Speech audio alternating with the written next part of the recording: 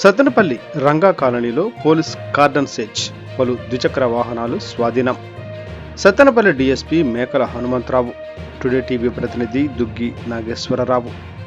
పల్నాడు జిల్లా సత్తెనపల్లి నియోజకవర్గం పల్నాడు జిల్లా ఎస్పీ శ్రీ కంచి శ్రీనివాసరావు వారి ఆదేశానుసారం సత్తెనపల్లి డీఎస్పీ మేకల హనుమంతరావు ఆధ్వర్యంలో సత్తెనపల్లి పోలీస్ స్టేషన్ పరిధిలో గల రైల్వే స్టేషన్ అవతల రంగా కాలనీలో కార్డన్ సెర్చ్ బుధవారం నిర్వహించడం జరిగింది.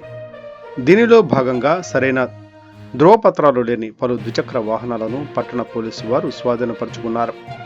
ఈ కార్యక్రమంలో డీఎస్పీ మేకల హనుమంతరావుతో పాటు సిఐలు, ఎస్ఐలు, పోలీసు సిబ్బంది పాల్గొన్నారు. రకాలైన కమ్యూనిటీస్ అంతా నివసిస్తున్నారు. ఎక్కువ మాకు ఈ బ్యాడ్ హ్యాట్స్ బాగా ఈ గంజాయి తాగే వాళ్ళు కానీ తర్వాత ఎక్కువ గొడవలు అవుతూ ఉంటాయి. ఇక్కడ ఈ కాలం నుంచి కొంచెం ఎక్కువ రిపోర్టింగ్ ఉంది. అందుకోసం ఈ కాలాన్ని ఈరోజు సెలెక్ట్ చేసుకొని మా పల్నాడు జిల్లా ఎస్పీ గారి ఉత్తర్వుల మేరకు కార్డన్ సెర్చ్ ఆపరేషన్ చేయడం జరిగింది. సుమారు 100 మంది పోలీసులతో మొత్తం కాలనీ మొత్తం రౌండప్ చేస్తే